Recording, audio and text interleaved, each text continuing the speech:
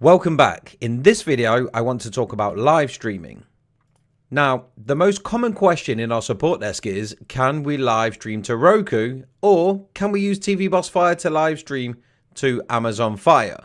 Well, the answer is yes. From a technical point of view, Roku allows and makes possible live streaming since the beginning of Roku. And of course, TV Boss Fire is adapted to the latest Roku technical requirements, you see. So yes, you can live stream using TV Boss Fire or through TV Boss Fire to be precise. In this channel, I will show you how to set up a live streaming feed for your Roku channel. To live stream, you need to have exactly the same data you need for any normal video that you want to add to your channel. A URL, a thumbnail image, title, description, bitrate, and duration. But, and there's a big but, because of how Roku updates the TV feeds and the TV channels, there are some adaptations that you need to make. Remember that Roku auto-update every TV feed about 4 times a day and during weekends, sometimes only once or once every other day, and the channel publishing and approval process can take somewhere from 2 to 4 days, so we need to adapt. First, you need to have a 24/7 or evergreen live feed.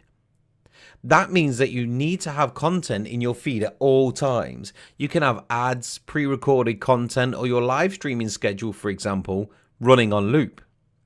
Basically, anything that could benefit you and will keep your feed live.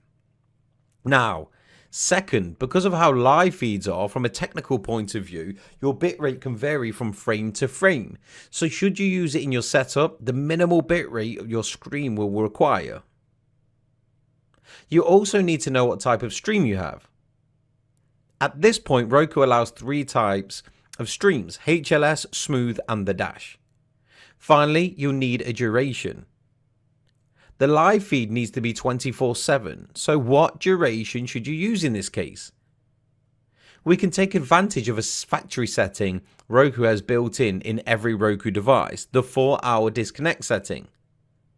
Basically, if a device runs for 4 hours continuously without any user interrupt, Roku will prompt a notification asking you to take action or the device will stop. If we use a duration as 4 hours, the live stream will work properly without any interruption for as much as 4 hours. So if you use a shorter duration, at the end of the time you set up, the video will stop and the user or the viewer will need to click continue. When you have all the required elements, it's a very easy setup. Like I said, just set it up like you do with any normal video.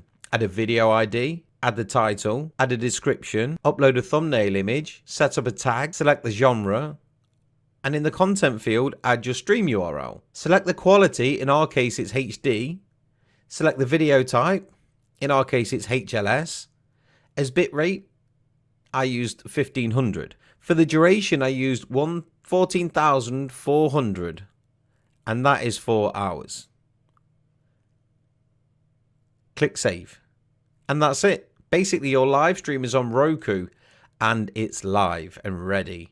Now, let's see how it looks on our Watch channel page. As you can see, this is a normal video, and this is our live stream. But you notice that live sticker near the top video title. This way, your users will know that you have a live stream set up. And because it's always best to test, let's go see if it's working. As you can see, it's working. We can see the content streaming. So, guys, it's this easy. I hope it wasn't too complicated. See you in the next video.